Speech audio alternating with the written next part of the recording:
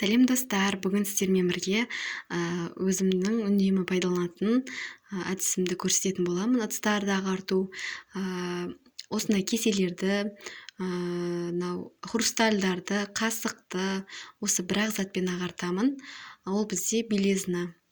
Белизнамен ағартатын боламыз. Менімен бірге видеомды соңына дейін қарап, сіздер де жасап көріңіздер менің әдісіммен. Осы белизнаны аламыз. Ыдыстардың іші қарайып тұр.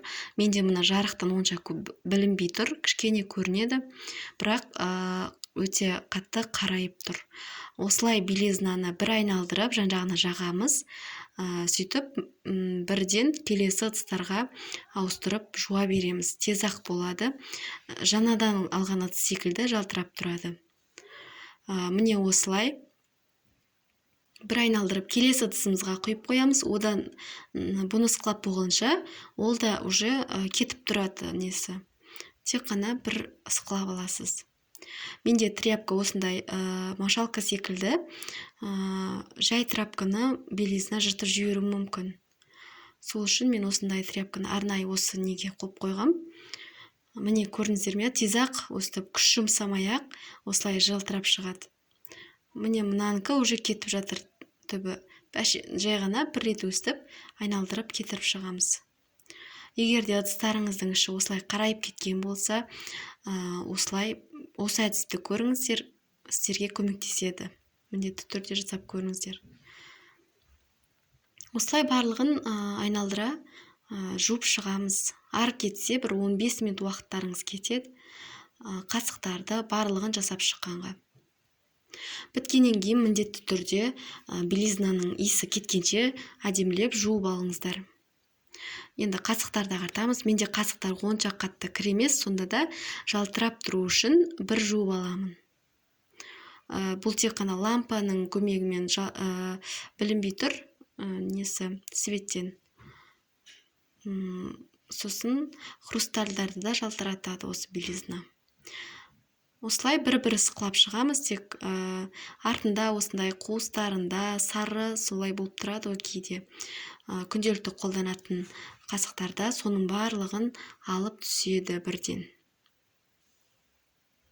Егер де осы менің әдісім ұнап, сіздерде пайдасын тиіп жатса, менің каналыма тіркеліп, лайк басып, комментарий қалдыра кетуді ұмытпаңыздар.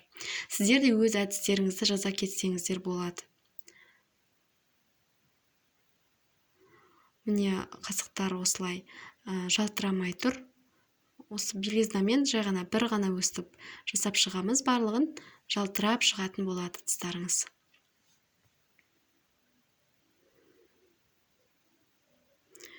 Осылай барлығын жасап шығамыз. Және де темір ыдыстарды да осы белизнамен кетірсеңіздер болады. Бірақ алюминийға ол енді қарайып кетуі мүмкін. Алюминийға жасауға болмайды. Хрустальда, қуыс-қуыстарында кейбір жерлерінде қалып қалатын кез болады. Солардың барлығын осы белизнамен жалтыратуға болады. Кейде жалтырамайды осы нелер. Белизнаның көмегімен әдемі болып жалтырап шығады. Ештеңкеге қосып, қайнатудың ондайдың керегі жоқ. Тек қана осылай жасап шығамыз.